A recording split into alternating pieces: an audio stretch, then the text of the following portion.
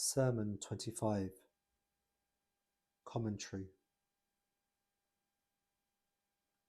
After the arbitration, Muawiyah ignored the agreement and began a campaign of territorial expansion. He sent Busra ibn Abi Artat, who was a ruthless Umayyad commander, with a force of 3,000 horsemen on a lightning raid through Hijaz, Yemen and Ta'if. Busra committed horrific atrocities, which have been recorded in both Sunni and Shia sources, like Tabari and Ibn Kathir. Busra massacred entire tribes who were loyal to Amir al-Mu'mineen.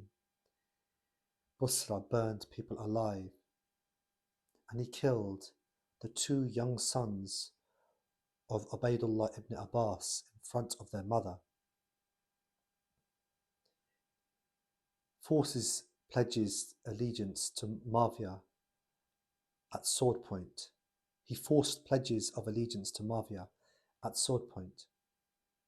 Imam Ali's governors in Yemen fled, and no immediate relief force could be raised from Kufa due to widespread war weariness, tribal rivalries, and the lingering influence of the Khawarij and Qurra, who opposed further fighting.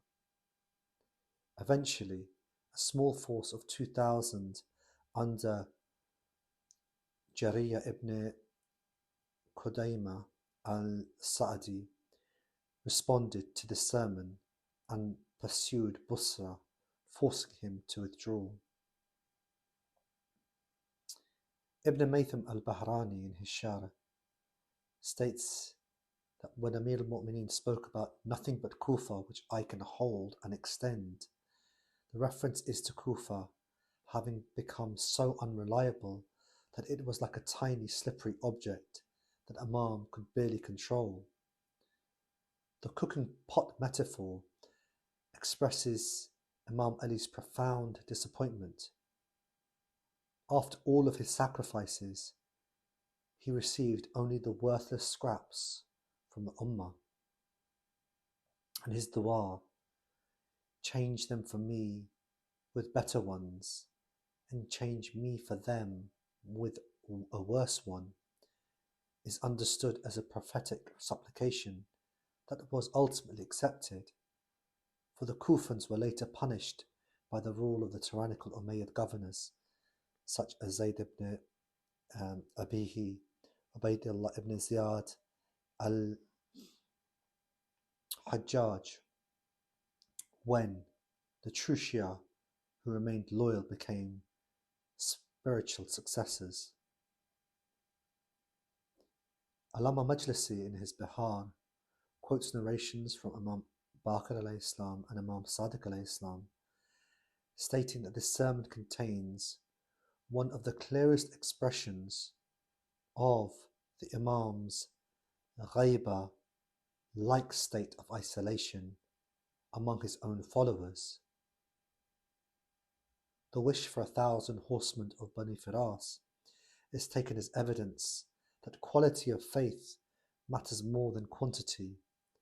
A small loyal force is better than a large treacherous one. The atrocities of Busra are cited as proof of Umayyad barbarism and the moral bankruptcy of their claim to represent Islam. Allama Tabatabai mentions that the contrast between Syrian unity on falsehood and Kufan disunity on truth is a timeless lesson in political psychology. Falsehood can achieve temporary success through discipline, while truth suffers when its followers are divided. The dua, to melt their hearts as salt in water, is linked to the Quran 274, a curse that their hearts lose all firmness in faith. Contemporary scholars such as Ayatollah Khomeini, Makaram Shirazi and Jawad Amali state that this sermon is frequently quoted as proof that leadership of the Ummah requires not only divine appointment, but also a minimum level of public responsiveness.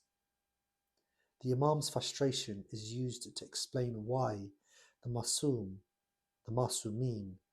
after Imam Ali adopted a more withdrawn stance, taqiyya, wuquf, during Umayyad and Abbasid rule.